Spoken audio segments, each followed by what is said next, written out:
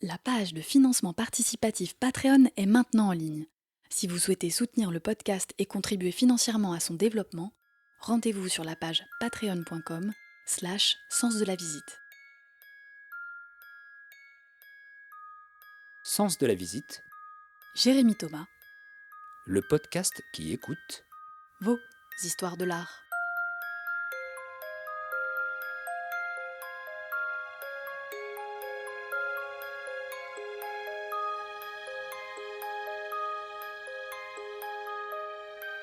Aujourd'hui, direction le sud de la France, en plein cœur du Var, dans le massif des Maures, à quelques kilomètres au-dessus de Saint-Tropez. Je vous emmène dans un endroit bien connu des professionnels du marché de l'art, une villa privée, conçue par un galeriste, qui l'a entièrement dédiée à l'art, l'architecture et la nature. À l'intérieur, des noms bien connus vous accueillent. Jean-Michel Basquiat, Guy Sarring, Charlotte Perriand, Jean Prouvé, ou les architectes Jean Nouvel et Rudy Ricciotti. Elle s'appelle la Villa Navarra, du nom de celui qui l'a créée et incarnée, Enrico Navarra. Depuis la fin des années 80, ce galeriste atypique et visionnaire, parti de rien mais devenu une référence mondiale comme marchand et éditeur d'art, a construit cette maison dans le seul but d'y exposer et de valoriser tous les artistes qu'il a défendus avec tant d'ardeur pendant toute sa carrière. Alors, au fil du temps, cet endroit esthétique, élégant, est devenu un lieu de passage obligé pour les principaux acteurs du marché de l'art, le Gotha des collectionneurs et les stars de passage sur la Côte d'Azur. Il était reconnu comme un galeriste et un éditeur d'art d'exception, notamment pour son travail sur Jean-Michel Basquiat, l'un des plus grands artistes contemporains qui a encore battu, dernièrement, des records de vente aux enchères. Mais lui n'était pas uniquement obsédé par la cote de l'artiste. Par contre, il avait une passion dévorante pour les projets d'envergure, ceux qui ont de la gueule, ceux dont les gens se souviennent plusieurs années après. Comme par exemple, le fait de faire voyager une expo de dessins de Basquiat un peu partout à travers le monde pour la montrer à des gens dont il savait très bien qu'ils ne pourraient pas s'acheter les œuvres. Il l'a donc exposée à Cuba, Porto Rico, au Brésil, en Chine et à Cotonou, au Bénin, dans les salles de la Fondation Zinsou. À travers tout cela, il défendait une vision de l'art ouverte et généreuse. Et je sais de quoi je parle. Enrico a été mon premier patron. J'ai travaillé pour lui, dans cette villa, et à la galerie, à Paris. Il est parti l'année dernière, laissant à son fils Doriano, 26 ans, la responsabilité passionnante de continuer à faire vivre la galerie. C'est donc lui, que j'ai connu petit, qui m'a reçu à la villa cet été, en plein cœur du mois d'août. Il m'a fait la visite des lieux pour me montrer les nouvelles œuvres et les projets architecturaux. Ensuite, autour de la table de la cuisine, on a évoqué quelques souvenirs et les belles choses à venir. Et puis on a parlé d'un sujet qui concerne tout le monde et qui n'est simple pour personne. Que faire de l'héritage familial et de sa filiation? Faire son propre chemin? Marcher dans les pas de son père? Maintenant, Doriano, c'est à toi.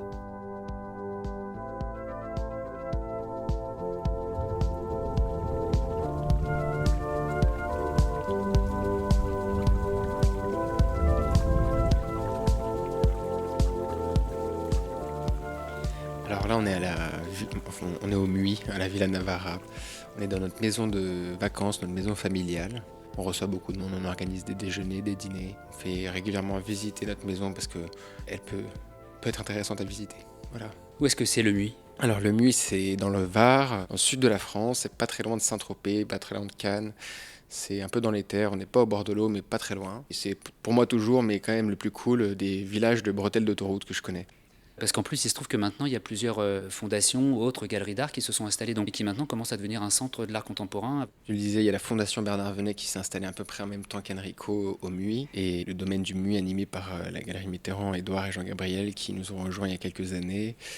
C'est 3 petites étapes culturelles du village du Muy. Voilà. Tu as la responsabilité de reprendre la galerie, de faire continuer à vivre la Villa Navarra ici, et donc de faire vivre les employés, de faire travailler les employés et les projets. Est-ce que cette responsabilité-là, quand Enrico est parti, est-ce que c'était quelque chose qui te semblait naturel de prendre? C'est très important pour moi de permettre à toute l'équipe qu'il a formée de perpétrer ce qu'il a initié. Voilà. Et de prolonger et de faire évoluer tout cet ouvrage. Il était connu pour engager des projets qui ont marqué les gens. Et il se trouve que là, cette année, la galerie, elle a une actualité dense. Notre événement phare qu'on a eu la chance d'entreprendre il y a de ça quelques mois seulement, qui s'arrigne à la citadelle de Saint-Tropez. Et donc c'est lors d'une discussion avec Sébastien Moreux, qui est à la galerie depuis plus de 25 ans, qui maintenant a fondé sa propre maison d'édition, avec qui on travaille régulièrement. Il me faisait part de l'opportunité qu'on s'est retrouvé à avoir d'organiser une exposition de sculpture à la citadelle. Et assez rapidement, on s'est retrouvé à se dire qu'il fallait faire une exposition de Kissaring parce que c'était une très belle occasion de refaire un événement dans le même esprit que celui de l'art à la plage. Et en faisant au passage un petit hommage à mon père qui aurait bien aimé l'opportunité que nous avons su saisir, je pense. C'était quoi l'art à la plage? L'art à la plage, c'est une façon de venir montrer au public de manière assez atypique des œuvres d'art monumentales dans le cadre qu'aimait beaucoup mon père, la plage du sud de la France, celle de Pamplonne plus précisément. Évidemment, c'était libre d'accès, gratuit. Et ce qui, je pense, parlait pas mal à mon père, c'était le fait que ce soit une exposition, une initiative, que le grand public puisse en profiter un maximum. Et toi, quel est ton rapport à Kessaring? Parce que il se trouve que tu as grandi à la galerie, en fait. Donc, tu as toujours été entouré d'œuvres d'art, d'artistes, de collectionneurs, de marchands. Je t'ai toujours vu naviguer dans ce milieu. Et donc, au milieu des œuvres d'art, évidemment, Kessaring, Jean-Michel Basquiat et d'autres. Est-ce qu'il y a une œuvre en particulier qui t'a marqué ou qui t'a influencé? C'est un artiste qui me touche énormément. Moi, j'ai eu plusieurs fois la chance de me plonger et de réaliser qu'il y avait un propos un peu plus fort que le simplement beau derrière les œuvres de Haring, qu'il arrive à allier le beau et l'efficace. C'est quoi les messages de Haring? Pour te faire une confidence, par exemple, il n'y a pas très longtemps, on a fait une exposition d'édition des années 80, d'artistes américains des années 80, et on présentait des lithographies de Haring, des séries de femmes enceintes, qui sont très pop dans les couleurs et dans les motifs, et qui sont très belles. Mais derrière tout ça, il y a tout le rapport au sida que Haring dénonce. Et quand on a le privilège de l'apprendre dans un second temps, on se dit waouh, c'est fort. Voilà, c'est beau, puis derrière, ça parle d'un sujet assez important finalement.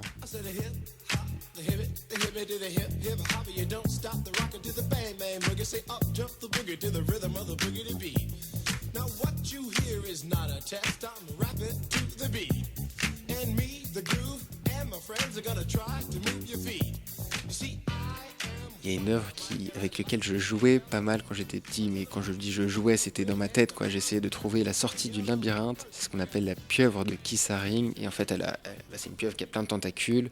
Les tentacules ne se rejoignent pas, mais avec les motifs dessinés, elles se recoupent. Comme avec les lignes d'un trottoir. Moi, je faisais un jeu avec ces tentacules et je me souviens avoir passé beaucoup de temps à le regarder et à tout simplement l'apprécier, tout en sachant que mon père travaillait sur cet artiste. Mais moi, je pense, toute mon enfance, avoir eu la chance de grandir, vivre avec des œuvres d'art et d'avoir eu un rapport affranchi de toute notion financière. Moi, j'ai eu la chance de voir son œuvre d'assez proche et qu'elle me soit très familière dès le plus jeune âge. J'ai eu la chance que ça fasse partie de notre vie dès le début et depuis toujours, quoi. C'est aussi simple que ça. Moi, il y a un truc qui m'a interpellé l'autre jour, c'est que j'ai appris que tu avais rencontré un artiste par Instagram. En y repensant, ça m'a fait penser à ce que mon père disait souvent, c'était la chance. La chance, pour mon père, c'était une énorme composante de ce qui a été sa réussite. Parfois, c'est surtout la chance de rencontrer la personne au beau moment, que les choses s'alignent et que les choses se fassent alors qu'elles pourraient ne pas se faire. Et moi, sur Instagram, je me suis retrouvé à suivre quelqu'un, regarder ses œuvres. En 15 jours, j'ai découvert l'œuvre de Faro. Je me suis retrouvé à découvrir son œuvre sur Instagram, aller dans son atelier deux semaines après. Voilà, Faro, c'est ce jeune mec de 20 ans qui m'a tout particulièrement touché par le naturel et la qualité de son discours. Et comme il n'avait pas forcément beaucoup de moyens pour s'acheter des toiles et des supports, finalement, un soir, il s'est retrouvé à arracher des affiches et il s'est retrouvé à travailler sur des épaisseurs d'affiches arrachées. Et donc rien que le support, le médium est super intéressant, énormément de chaleur et de particularité. Il est quand même, je trouve assez talentueux, je trouve qu'il a une œuvre déjà très, très aboutie pour son âge et j'espère qu'on proposera au grand public et à tous les autres acteurs des projets ensemble très prochainement. Est-ce que c'est une composante importante, la relation entre le galeriste et l'artiste? Elle n'est pas que commerciale, évidemment. Là, tu décris autre chose. J'ai toujours été séduit par l'approche qu'avait mon père de la relation avec les artistes. Il avait une relation, même avec tous les professionnels qui l'entouraient. Ça a toujours été des rencontres assez intéressantes et très rapidement, pour la plupart, devenues des amis ou des personnes proches, des personnes qui parlaient tout le temps d'amis et tu l'as entendu dire plus d'une fois. Et bien s'entendre avec les personnes avec qui on travaille, passer des bons moments avec eux, c'est essentiel pour se sentir bien au boulot, je pense. Tu parles de bien se sentir au boulot. Il y a quelque chose qui m'interpelle aussi, c'est le rapport que tu as avec les employés de la galerie maintenant. C'est des gens que tu as connus depuis longtemps, et là aujourd'hui c'est les gens qui sont tes employés. Est-ce que c'est compliqué de changer de statut? Alors, je pense avoir une relation à ça assez posée parce que faut comprendre que la plupart d'entre eux m'ont vu grandir. Si ce n'est ils ont pas participé à mon éducation, ils m'ont vraiment vu grandir pour la plupart d'entre eux. J'ai énormément de respect pour tous. Je pourrais pas dire mieux. Et Enrico nous a donné la chance de nous laisser un peu comme une famille. Il avait réussi à construire autour de lui une énorme famille de sang, mais une famille de travail, une famille, même pour ceux qui partent de la galerie, je pense que quand ils reviennent et quand ils sont entre les murs de chez nous, ils sont comme à la maison, comme si c'était hier. Voilà, on est une grande famille. On peut avoir nos frictions, mais on est plus qu'un bloc solidaire quand il s'agit de l'extérieur. Et même entre nous, on s'entend particulièrement bien tous entre nous. Et c'est ce qui fait qu'il y ait, je pense, une bonne atmosphère à la galerie. À 26 ans, se retrouver à la tête d'une galerie qui a un réseau de collectionneurs importants, des artistes internationaux, c'est une vraie pression. Donc c'est une histoire assez incroyable que tu es en train de vivre. Est-ce que tu peux juste rapidement nous parler de ton papa justement? Comment il est devenu marchand? Parce qu'il n'était pas prédestiné pour ça.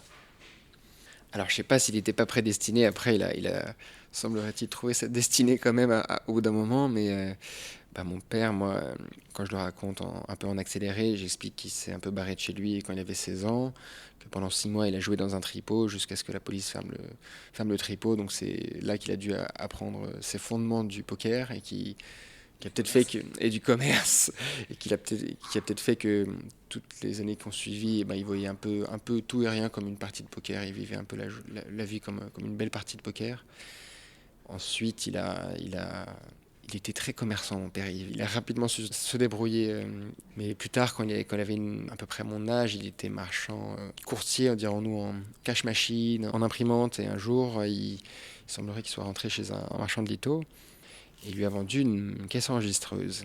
Voilà, ça s'est bien passé. Il a réussi à lui vendre la caisse enregistreuse. 2 semaines après, il est repassé. Il a essayé de revendre des caisses enregistreuses au mec. Et le mec lui a dit un truc du style ouais, t'as du culot d'essayer de me revendre une caisse enregistreuse alors que tu m'en as déjà vendu une pour le rez-de-chaussée. Il dit tu pourrais en avoir besoin d'une pour le premier étage, je sais pas moi. Et ça a fait rire le mec. Et le mec trouvait que c'était assez osé. Et rapidement, il lui a demandé s'il savait ce que c'était des lithos et s'il avait déjà vendu des lithos. Enrico lui a dit non, mais que c'était comme les imprimantes, quoi, qu'il serait ravi d'essayer de les vendre. C'est un peu comme ça qu'il a commencé à vendre des lithos et très rapidement il a montré ce qu'il savait faire, et ses talents de commerçant, et il a vite pris le pas. Il est devenu courtier en litho. Des années après, il est devenu éditeur en litho, et ensuite il a rencontré la famille Chagall et a assez rapidement ouvert sa galerie d'art contemporain. Est-ce que tu peux me parler de quelques valeurs que toi tu penses il t'a transmis? Et je me sens en tout cas assez proche de cette culture dont il parlait souvent. Mon père était français, mais il était d'origine napolitaine. Et donc, il était assez attaché à ses racines pour diverses raisons. Donc, il se sentait assez méditerranéen.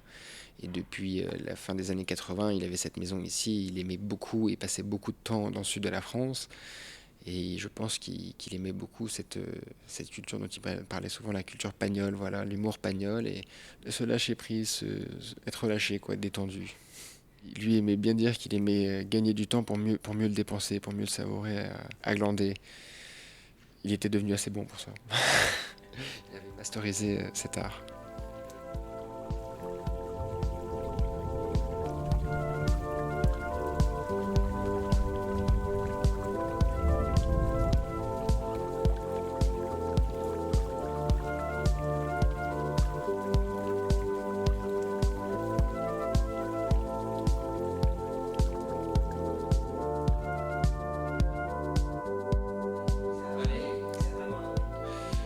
Je disais que mes sœurs et moi-même, on a cette chance en commun qu'Enrico nous ait tout montré, qu'on ait la chance de ne pas être impressionné par grand-chose. On apprécie toujours autant les belles choses, les choses impressionnantes, mais Enrico nous en a mis plein la vue. En tant que papa, entre toutes les activités qu'il nous a fait faire, nous faire affronter la peur du vide, la peur de la vitesse, la peur d'un animal ou d'un insecte. Voilà, c'était du genre, si on avait peur d'une langouste, nous la mettre dans les mains et nous la faire ramasser, quoi. Voilà, quoi, faut y aller. Et c'était du genre à nous faire ça. Il nous a donné la chance d'être impressionné par pas grand-chose. Moi je t'ai vu conduire un avion, Par exemple, mais à 5 ans. Il paraît qu'il nous a fait conduire des choses étant petit. Par exemple, ma grande sœur, elle a conduit, elle a fini pilote d'avion, hein, ça n'a pas manqué. Elle a piloté notamment les bateaux de course, quoi. Et à 12 ans, c'était pas anodin. Non, moi c'était donc à Cuba, dans un vieux Tupolev, un petit avion où Enrico m'avait demandé à prendre le manche et puis en fait il te l'avait donné à toi. Moi j'étais derrière et je te dis j'étais rassuré parce que je me suis dit de toute façon avec lui, il n'y aura jamais de problème. Ouais, j'ai su et on m'a confirmé par la suite qu'il éprouvait un malin plaisir à faire flipper tout le monde en passant les manettes de l'appareil aux enfants. Mais au-delà de ça, le rapport à la peur est intéressant là dans ce que tu dis. Affronter la vie, le travail, les relations, c'est souvent affronter ses peurs. La peur, on apprend à la maîtriser, que ce soit la peur d'à peu près tout, la peur du grand bleu, la peur d'un requin, la peur d'un chien. Elle est toujours là, mais c'est comme la peur du noir. C'est quelque chose qui est toujours présent, qu'il faut apprendre à maîtriser. Est-ce qu'il y a un artiste dont le travail t'apaise, que tu aimes regarder et qui est plutôt apaisant? J'aurais tendance à te parler de mes artistes préférés. Bon, tous ceux dans lesquels la galerie est un peu spécialisée en font partie. Haring, Basquiat et Kenny Scharf, ça fait partie de mes artistes préférés. Mais moi, James Rosenquist, c'est un artiste que j'affectionne tout particulièrement. C'est un artiste américain des années 60, 50, 60, 70, 80. J'ai appris récemment, parce qu'on en apprend tous les jours, que malheureusement, quand il avait déménagé son studio en Floride, il y avait un énorme incendie qui avait brûlé la plupart des peintures qu'il conservait. On imagine que les artistes gardent un certain nombre de peintures dans leurs ateliers. Et ça m'a particulièrement attristé quand je l'ai appris. Moi, ce que j'aime le plus chez lui, c'est donc ces séries un peu découpées avec des mélanges de visages de femmes, parfois d'orchidées, parfois d'animaux. J'ai eu la chance, effectivement, du coup, d'être confronté à une de ses œuvres étant petit. Et il y a pas mal de complexité rien que dans les jeux de découpage et de collage. Et je trouve ça assez apaisant dans la manière dont ça fait travailler le regard. Et voilà, c'est juste, moi je trouve que c'est une œuvre qui est très belle. Dans tous les pays que tu as pu faire notamment, est-ce que tu te souviens d'un voyage en particulier et peut-être notamment d'un voyage en lien avec une expo, puisque souvent tu voyageais dans ce cadre-là? La première fois j'étais assez jeune parce que c'était il y a maintenant 13 ou 14 ans au Bénin, mais j'y suis retourné il y a 2-3 ans pour l'exposition de Kiss Haring dans la fondation Zinsou, qui était une exposition qu'a faite Marie-Cécile Zinsou, la fondatrice de cette fondation, dont en fait le principe de cette fondation c'est de donner l'accès à des expositions aux enfants. Une des donatrices, une des mécènes les plus importantes de la fondation a contribué à acheter le plus grand modèle de school bus qui existe, de bus d'école, qui est envoyé partout dans le Bénin et dans les pays limitrophes pour permettre aux élèves, enfin à des enfants de venir voir les expositions qu'organise la fondation. Et je trouve que ça a pas mal de sens. Et moi j'avais été très touché de voir comment les enfants s'étaient appropriés les dessins de Kiss Haring en les reproduisant, en dessinant par-dessus, enfin sur des photocopies de dessins de Kiss Haring, pas directement sur les œuvres, et de savoir qu'ils allaient pouvoir en profiter. Voilà. Il y a un lieu au Bénin qui porte le nom de ton papa. Et oui, et bon, un des trucs qui m'a particulièrement touché, parce que j'étais assez fier de mon papa finalement, hein. Donc on est allé dans la bibliothèque qui porte le nom de mon père, la bibliothèque Enrico Navarra. Donc c'était une toute petite bibliothèque, mais qui remplissait son rôle de bibliothèque, dans laquelle il y a des livres, il y a la clim, et tu peux quand même t'asseoir et lire et consulter les ouvrages qui y sont. Et de me rendre dans cette bibliothèque qui portait le nom de mon père, qui était en face d'une école, c'est bête, mais ça c'était un legacy méga lourd. Voilà. C'était particulièrement touchant.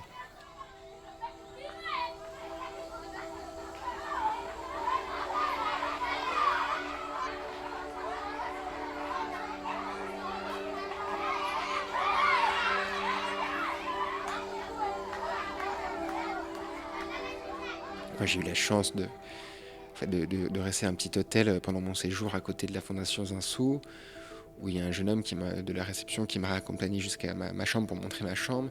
Et juste avant de fermer la porte, il m'a dit « Vous êtes Doriano Navarra ?» Et moi, très naturellement et un peu gêné, je lui dis « Oui ». Il m'a dit « Vous êtes le fils d'Enrico ?» Je lui dis « Oui ». Il m'a dit « Je suis très content de vous rencontrer. Moi, quand j'étais petit, je suis allé à la bibliothèque Enrico Navarra. » Et alors là, j'étais bouche bée, j'étais assez gêné, mais j'étais fier d'être le fils de mon père et ravi de recevoir ce compliment, parce que la bibliothèque dans laquelle il allait étant petit portait le nom de mon père. Et quand j'ai raconté ça à mon père, il était particulièrement touché quelques minutes après au téléphone, parce qu'il me disait « Tu vois Doriano, c'est pour ça qu'on fait tout ça. » Il disait plus précisément ça n'a pas de prix. Voilà. Et pour revenir aux expositions qu'il faisait gratuitement, notamment au Bénin, c'était une petite anecdote entre Marie-Cécile Zinsou et lui. Il s'est retrouvé à faire cette exposition parce qu'il s'est senti... Il devait le faire, en gros. Il devait le faire, il l'a fait. Il disait après cette exposition qu'au début, il savait pas, il était quand même fier d'avoir envoyé ça là-bas. Et quand elle était revenue, il se sentait bête de ne pas en avoir fait beaucoup plus et que c'était le minimum qu'on aurait dû faire. Il en parlait souvent à ses confrères après l'exposition. Il leur rabâchait un peu comment on n'a pu pas initier beaucoup plus de projets culturels en Afrique. Voilà. Il s'est retrouvé à vouloir faire le premier volume de ce qui pourrait être une longue série de catalogues sur le continent africain, qui serait Made by Africa, et dont on a commencé la production du premier volume, qui sera, semblerait-il, assez conséquent. Voilà. Qu'on n'entend plus publier d'ici 6 mois à peu près.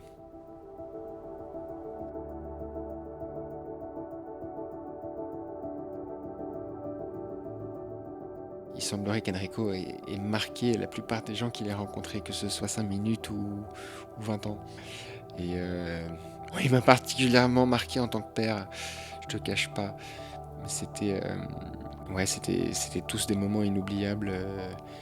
C'est une belle rencontre.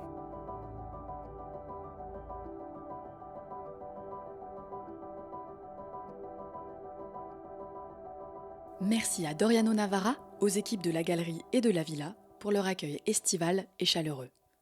2 actualités de la galerie Navarra à vous partager. L'exposition Kissaring à la citadelle de Saint-Tropez, prolongée jusqu'au 15 novembre 2021. Ne ratez pas l'arrivée en bateau depuis Sainte-Maxime pour observer les sculptures monumentales exposées en haut de la citadelle. C'est saisissant. Et puis, direction la galerie Enrico Navarra, au 75 rue du Faubourg Saint-Honoré à Paris, pour l'exposition consacrée à l'artiste contemporain portoricain Enoch Pérez, du 22 octobre au 3 décembre 2021. Que vous soyez collectionneur international ou simple visiteur, vous serez toujours reçu de la même manière à la Galerie Navarra, avec simplicité et générosité. Enfin, la Galerie Navarra a édité de nombreux catalogues d'expositions et d'exceptions, avec entre autres la monographie des œuvres complètes de Jean-Michel Basquiat, un ouvrage de référence sur l'artiste. Basquiat Navarra, une longue histoire. Nous, on fait collection. Pour ne pas rater le prochain épisode, abonnez-vous sur Podcastix ou sur votre plateforme d'écoute préférée. Et suivez l'actualité du podcast sur nos comptes Instagram, Facebook et Twitter. La page de financement participatif Patreon est maintenant en ligne. Si vous souhaitez soutenir le podcast et contribuer financièrement à son développement, rendez-vous sur patreon.com/sens de la visite. À très vite pour de nouvelles histoires de l'art.